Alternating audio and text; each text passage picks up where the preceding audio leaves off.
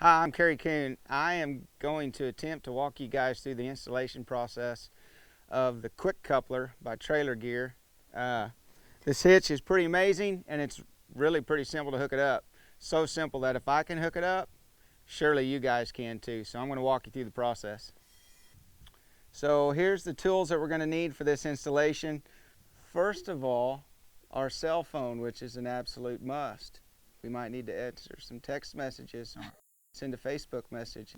No, we can use our cell phone to go back to trailergear.com to actually walk through the process on Quick Coupler's website if we get lost. Tape measure and a pencil to measure the height of our hitch once we install it.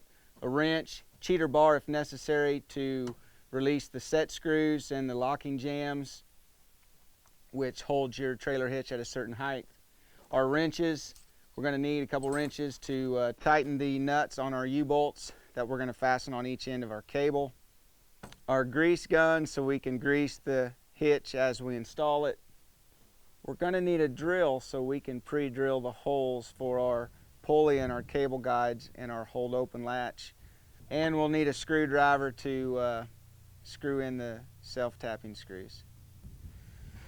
Okay, before you remove your old coupler, first thing you're going to want to do is measure from the bottom of your receiver tube to the bottom of your coupler. This is going to let you get the proper height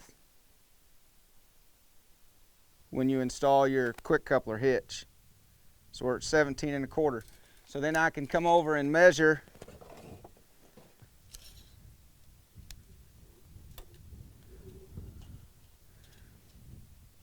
So I'll come over and measure 17 1/4 on my coupler.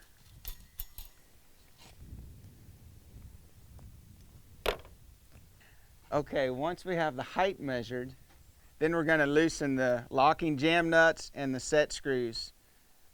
This shows how strong I am barehanded. Most trailers are going to have 2 of these, and them rascals are going to be tight, so you're going to need a big either crescent wrench. I got a pipe wrench here, but I got me a little cheater bar because these rascals should be awful tight.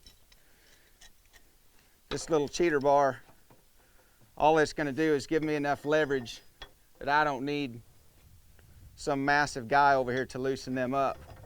I'm going to need to get those loosened.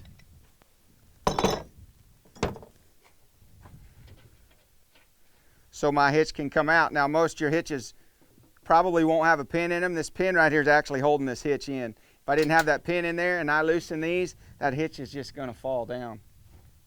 So as I loosen these, if there's no pin, I need to make sure I'm holding this up. This is plenty loose. I'm going to go ahead and pull this pin out. And then we'll just lower this hitch. So now we just take the new coupler. So you slide your new coupler into the tubing. We're going to go ahead and line this hole up. Put that pin back in to hold it. Actually, this pin here at that height has the height that we need it for our truck. So we'll leave the pin in. We'll tighten these back up.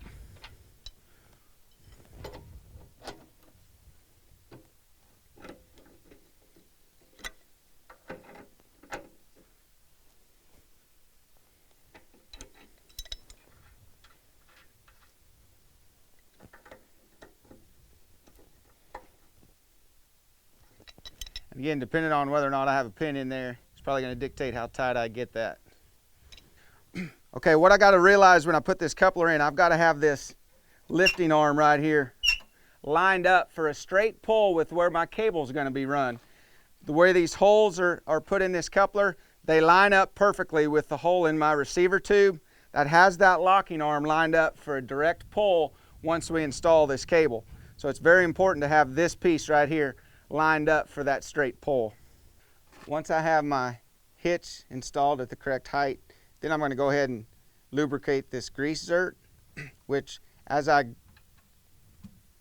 grease through this zert right here, it's going to lubricate the locking arm inside this hitch, and it's actually going to lubricate the ball as you lower your hitch down onto your truck. this is something that you're going to want to do periodically as you use your trailer. Okay, now I'm ready to install my cable to operate this locking arm right here. So as I'm thinking about getting my straight line, first thing I'm going to do is go ahead and attach my cable to my locking arm right here.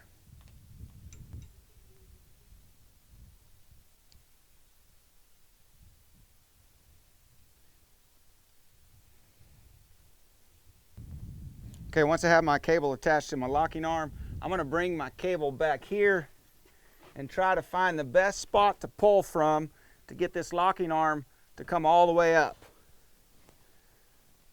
So that gives me a really straight shot, really good angle right there. So I'm going to place my pulley right here at this point. So I'm going to place my bracket right here where we said would be a straight pull. I'm going to mark my 2 holes.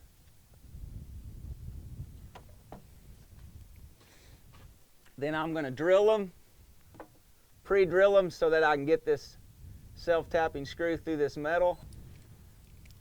So now we'll just screw this bracket up here with the pulley on it. Now I'm going to go ahead and run my cable through my pulley. Make sure I've got a good straight shot there. That pulls that locking arm all the way back, so it'll for sure release. The next thing I'm going to install is my hold open latch, which looks like that. I'm going to bring that back here, and I'm going to find me the angle to which I can pull this cable past this part of my trailer.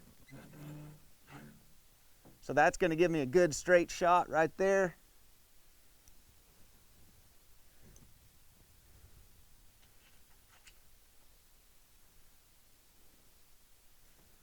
So then we'll mark this, we'll drill this, and we'll mount this right here.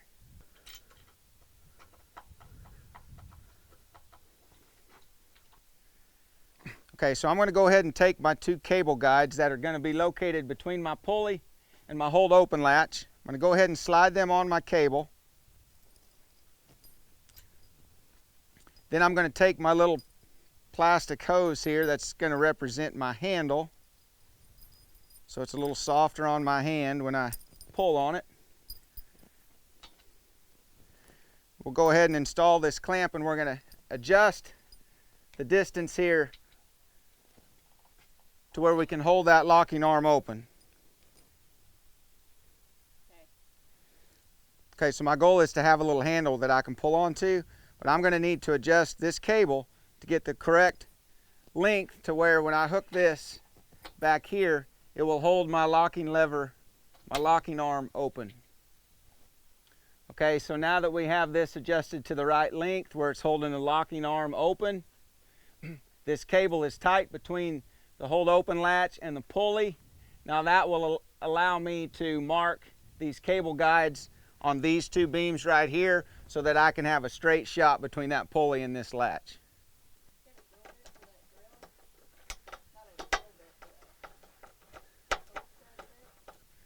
So now that I got my 2 cable guides installed, we can cut off this extra cable here, and then our installation is complete.